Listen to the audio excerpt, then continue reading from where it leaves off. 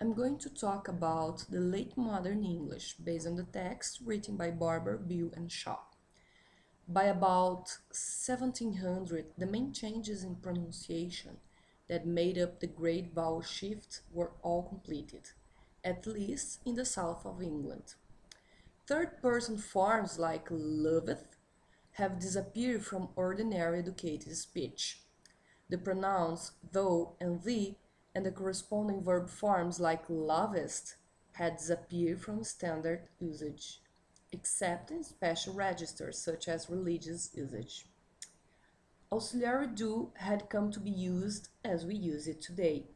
The language differed only slightly from present-day English. Let's see some of the changes throughout this period.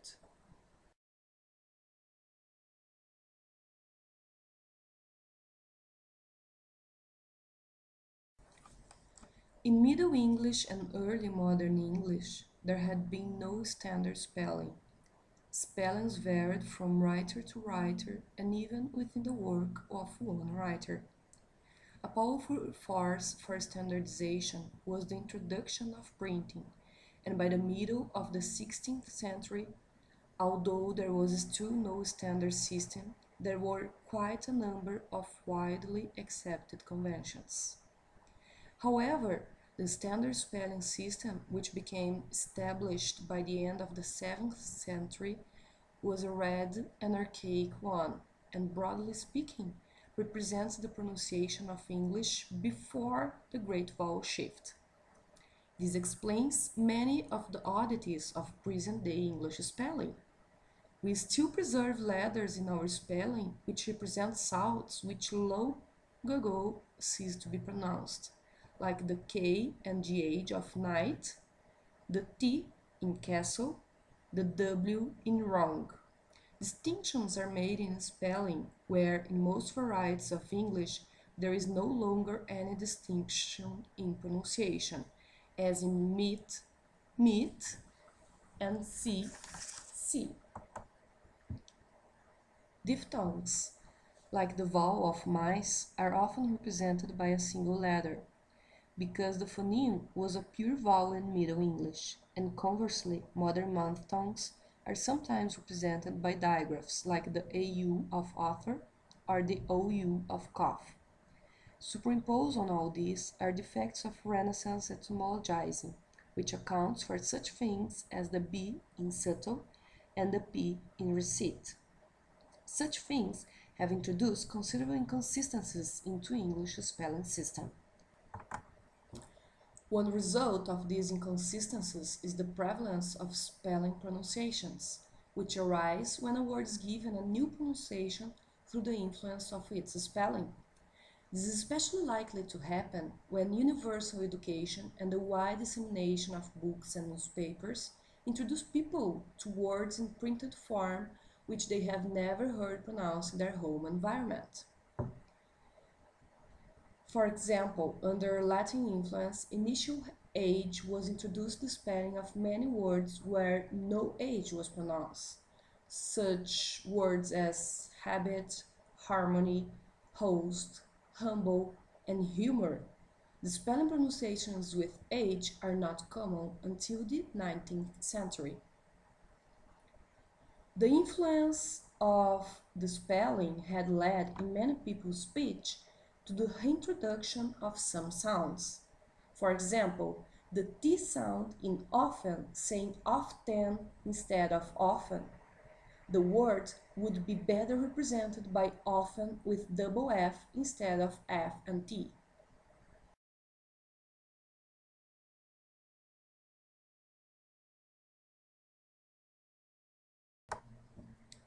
The standardization of spelling was just one aspect of a more general attempt to regulate the language, an attempt which was especially prominent in the second half of the 18th century. From the 17th century onwards, there was a growing feeling that English needed to be ruled or regulated. A ruled language is one in which acceptable usage is explicitly laid down, for example by grammars and dictionaries or by the rulings of an academy. Some people believed that a properly ruled language would also be unchanging. However, this ambition is delusive. No language which is being used can be prevented from changing. The 7th century saw the publication of the first grammars and dictionaries of English.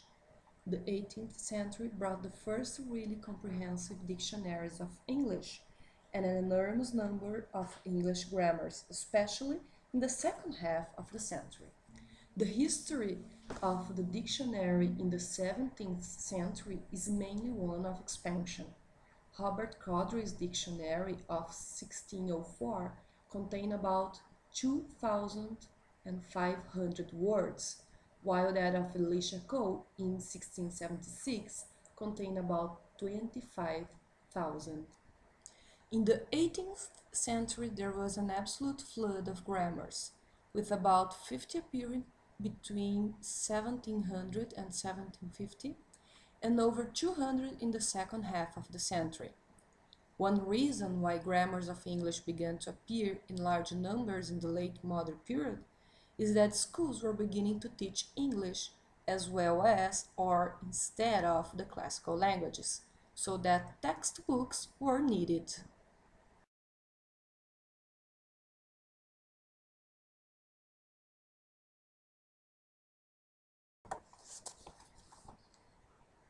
Another important influence was the scientific writing. The 17th century saw the triumph of the scientific outlook in England, and the sciences have had a pervasive influence on the language and the way it has been used in the past 300 years. The rise of scientific writing in English helped to establish a simple referential kind of prose as the central kind in modern English.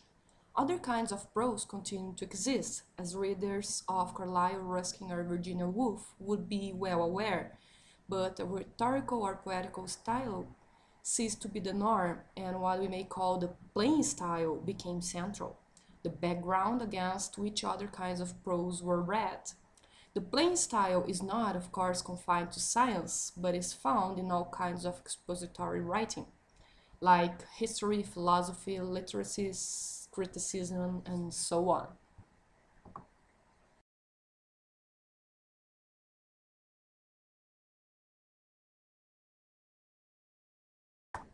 The more obvious influence of science on the language, however, was in the expansion of the scientific vocabulary. In the 18th century came an enormous expansion in the vocabulary of the life science. For this was the great age of biological description and classification. The great changes in chemical theory in the late 18th century also produced many new words, including hydrogen, molecule, nitrogen, and oxygen. In the 19th century, the expansion of the vocabulary became explosive.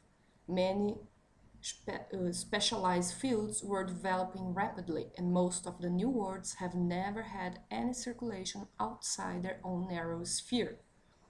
English has been influenced by many other languages in this area, such as Latin, Greek, German, French, Swedish, Italian, and many others.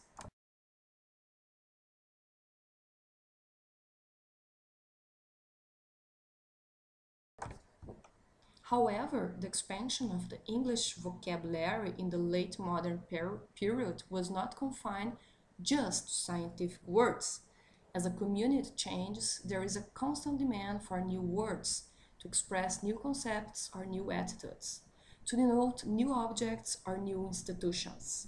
In the late modern period, society became increasingly complex and the growth of vocabulary correspondingly great, with many new words in the fields of finance, politics, the arts, fashion, and much else.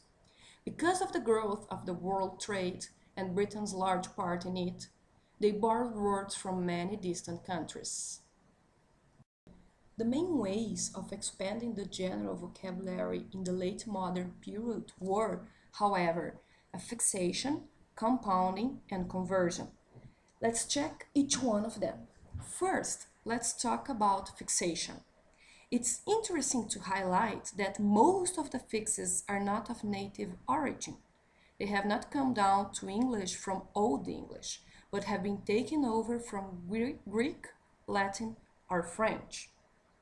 Compounding, the formation of new words from free morphemes has also played a considerable part in the late modern period, giving English numerous words like airship, graveyard, offside, railway, and many others. A process which has been extremely productive in the modern English period is that of conversion, the derivation of one word from another without any change of form. The word market, borrowed from Norman French in the 12th century, was originally only a noun, as when we say, a market is held there every Saturday. Since the 17th century, however, it has also been possible to use market as a verb, as when we say, I will market this product. This kind of change is very rare in Old English, but exists in modern English because of the loss of so many inflections. Affixation, compounding, and conversion are the major sources of the great expansion of the vocabulary in the late modern period, but there are also a number of minor ways in which words have been acquired. One is the process of shortening.